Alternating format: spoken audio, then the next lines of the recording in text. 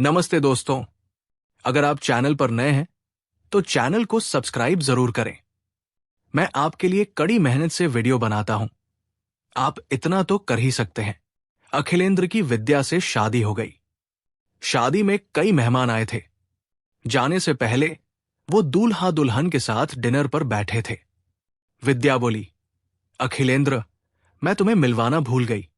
ये बरखा है, मेरी कजिन। बरखा चंचल थी। उसने कहा, हाय जीजा जी। अखिलेंद्र बोला, बरखा, तुम बहुत खूबसूरत हो। अगर हम शादी से पहले मिले होते तो तुम अपनी बहन विद्या की जगह होती। बरखा बोली, और सब हंस पड़े।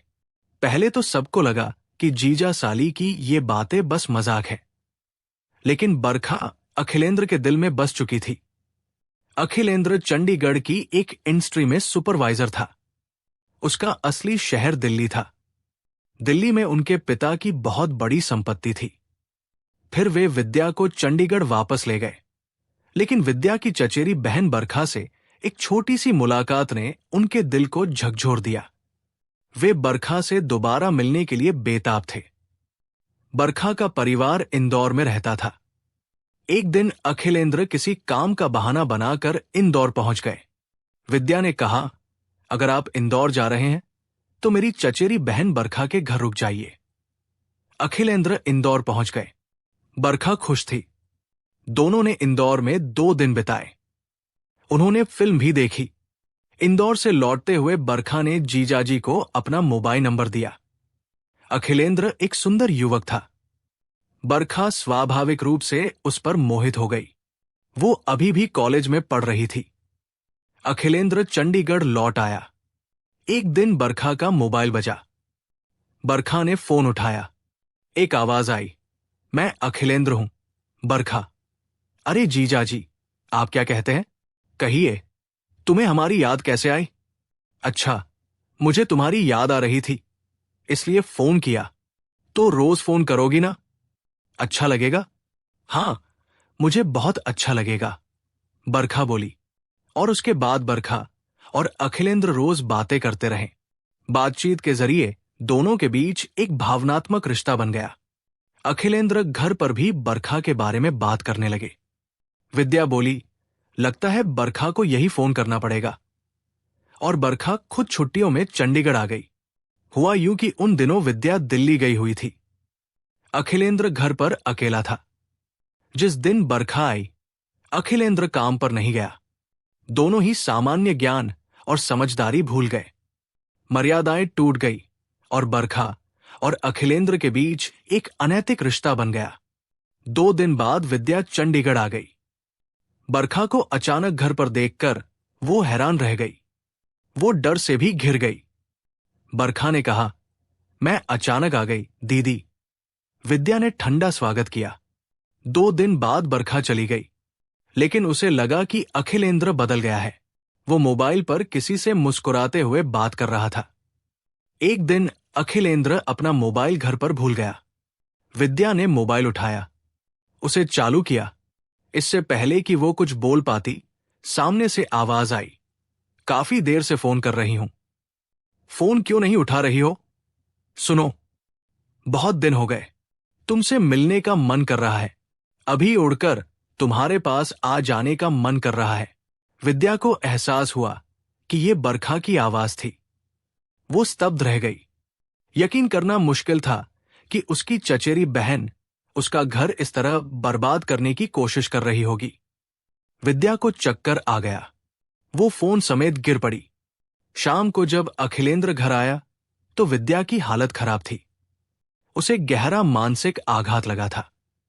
वो बोल नहीं पा रही थी। डॉक्टर को बुलाया गया, लेकिन विद्या मानसिक रूप से परेशान थी। जब विद्या को थोड़ा आराम मिला तो उसने कहा, मैं पीर के पास जाना चाहती हूं। अखिलेंद्र उसे इंदौर के पास एक गांव में अपने पीर के पास छोड़ आया। विद्या ने अपने पिता भीमपाल से कहा, बरखा उन्हें रोज फोन करती है। इस बीच अखिलेंद्र अब अपनी पत्नी से छुटकारा पाकर बरखा से शादी करने को तैयार था। विद्या के भाइयों ने सलाह दी कि अपने पति का घर छोड़ने से बरखा और अखिलेंद्र खुश रहेंगे। बेहतर है कि वह अपने पति का घर न छोड़े। हम बरखा को डांटेंगे। विद्या चंडीगढ़ लौट आई। अखिलेंद्र का व्यवहार विद्या के प्रति उपेक्षापूर्ण रहा। कुछ दिनों बाद विद्या और बरखा एक रिश्तेदार की शादी में मिले। विद्या ने बरखा से कहा, तुम जो कर रही हो वो ठीक नहीं है। दीदी, मैं क्या कर रही हूं? तुम क्या समझ रही हो? क्या मैं बेवकूफ हूं? अगर तुम अपने पति को काबू में नहीं रख सकती तो मैं क्या कर सकती हूं? बरखा बोली। विद्या एकदम से अचंभित रह गई। विद्या अब तक बरखा को छोटी बच्ची समझती थी, लेकिन अब वो उसकी गुलाम बन चुकी थी। विद्या अब डरी हुई थी। घर में भी पति पत्नी के बीच दरार बढ़ती जा रही थी। विद्या ने फिर अपने पिता भीमपाल को स्थिति से अवगत कराया। उधर बरखा एयर होस्टेस बनना चाहती थी। अखिलेश ने दिल्ली के ट्रेनिंग कॉलेज में बरखा की फीस भी भरी। जब विद्या को यह बात पता चली तो उसने विरोध किया। झगड़े के बाद अखिलेंद्र ने कहा, मैं तुम जैसी औरत के साथ अपनी जिंदगी बर्बाद नहीं करना चाहता। तुम मुझे तलाक दो वरना मैं बरखा को ले आऊंगा। विद्या फिर चौंक गई। अब अखिलेंद्र भी किसी न किसी बहाने बरखा से मिलने दिल्ली जाने लगा। ये बात बरखा के माता पिता को भी पता चली और उन्होंने उसे डांटा, लेकिन बरखा भी उनके खिलाफ हो गई। मैं अब 21 साल की हो गई हूं, मुझे किसी को सलाह नहीं देनी चाहिए। बरखा भी अब जल्दी में थी। उसने कहा, अखिलेंद्र, अब जो करना है जल्दी करो। मेरे माता पिता मुझ पर दबाव बढ़ा रहे हैं। जल्दी से विद्या से तलाक ले लो और मुझे अपने घर ले जाओ। ठीक है डार्लिंग, अखिलेंद्र ने कहा और चला गया। घर आने से पहले रास्ते में अखिलेंद्र को कुछ संदिग्ध लोग मिले। उन सभी से उसका झगड़ा हो गया। वो शाम को घर आया।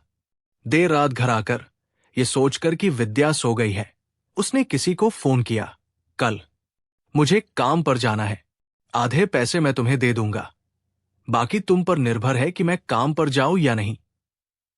विद्या को लगा कि दाल में कुछ काला है। वो डर गई। अगले दिन अखिलेंद्र काम पर चला गया तो उसने अपने पिता को फोन करके कहा, पापा जल्दी आ जाओ, मेरी जान को खतरा है, लगता है कोई साजिश रची जा रही है।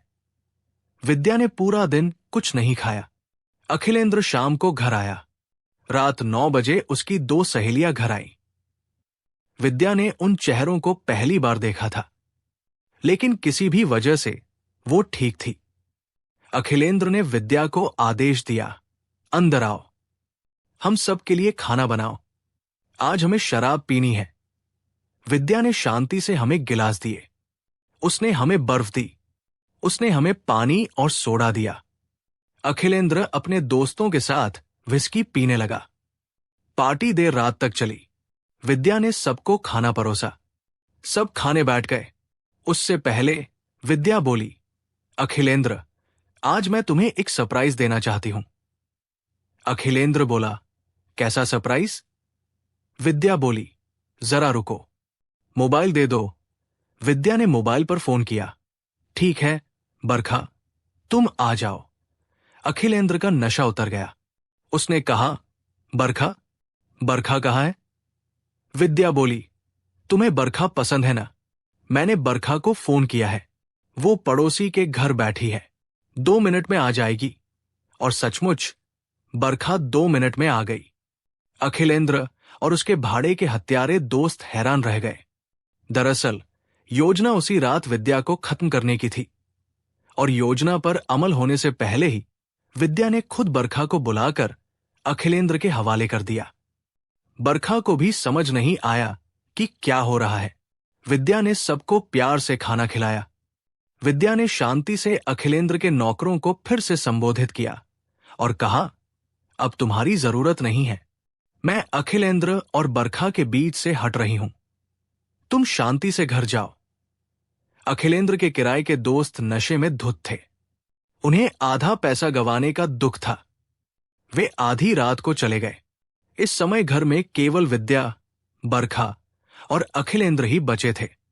विद्या फिर शांत स्वर में बोली, अखिलेंद्र, आज से मैं तुम्हारे जीवन से जा रही हूं। आज से बरखा तुम्हारी पत्नी है। तुम खुशी खुशी मेरी बहन को बेडरूम में ले जा सकते हो। मेरी शुभकामनाएं। आज से मैं ड्राइंग रूम में सोऊंगी। और विद्या ने घर की बत्तियां बुझा दी। विद्या ने खुद बरखा और अखिलेंद्र को बेडरूम में भेज दिया और बाहर से दरवाजा बंद कर दिया। कुछ पल बाद अंदर से चीखें सुनाई दी। चीखें बरखा और अखिलेंद्र की थी। चीखें 5 मिनट तक जारी रहीं। विद्या अभी भी स्वस्थ थी। उसके मन पर कोई असर नहीं हुआ था। कई कोशिशों के बाद विद्या ने बाहर से दरवाजा खोला। भीमपाल अंदर से खून से सने कपड़े लेकर बाहर आया। चाकू फेंकते हुए उसने कहा, बेटा, मैंने दोनों पापियों को खत्म कर दिया। विद्या बोली, शुक्रिया पापा। भीमपाल बोला, बेटा, अब पुलिस को बुलाओ। ठीक है पापा। यह कहकर विद्या ने पुलिस को बुलाया। पुलिस आ गई। विद्या ने पूरी कहानी सुनाई। उसके पिता भीमपाल ने कहा, आज रात मेरी बेटी की हत्या होने वाली थी, लेकिन इससे पहले कि वे कुछ कर पाते, मैंने षड्यंत्रकारियों को मौत के घाट उतार दिया। मैं पहले से ही घर में छिपा हुआ था। पापियों का नाश करने में कोई पाप नहीं है। हम पेशेवर हत्यारे नहीं हैं, लेकिन अगर कोई मेरी बेटी को भोले कबूतर की तरह मारना चाहता है, तो मुझे अपनी बेटी को बचाने का नैतिक अधिकार है। मैंने कानून अपने हाथ में ले लिया है। आप मुझे गिरफ्तार कर सकते हैं। विद्या और उसके पिता की बात सुनकर पुलिस भी हैरान रह गई। जब विद्या और उसके पिता भीमपाल को जेल में डाल दिया गया। दोस्तों, हमें कभी किसी का बुरा नहीं करना चाहिए और हमेशा अच्छे कर्म करने चाहिए। तो दोस्तों, ये थी आज की कहानी।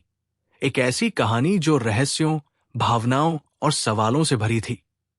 अगर आपको यह वीडियो पसंद आया तो प्लीज इसे लाइक करें और अपने दोस्तों के साथ शेयर करें, ताकि ये दिल को छू लेने वाली कहानी ज्यादा से ज्यादा लोगों तक पहुंचे। और अगर आप आगे भी ऐसी ही रहस्यमयी, दिलचस्प और सोचने पर मजबूर करने वाली कहानियां सुनना चाहते हैं, तो हमारे चैनल को सब्सक्राइब करना न भूलें, क्योंकि हम हर बार आपके लिए कुछ नया और अनएक्सपेक्टेड लेकर आते हैं।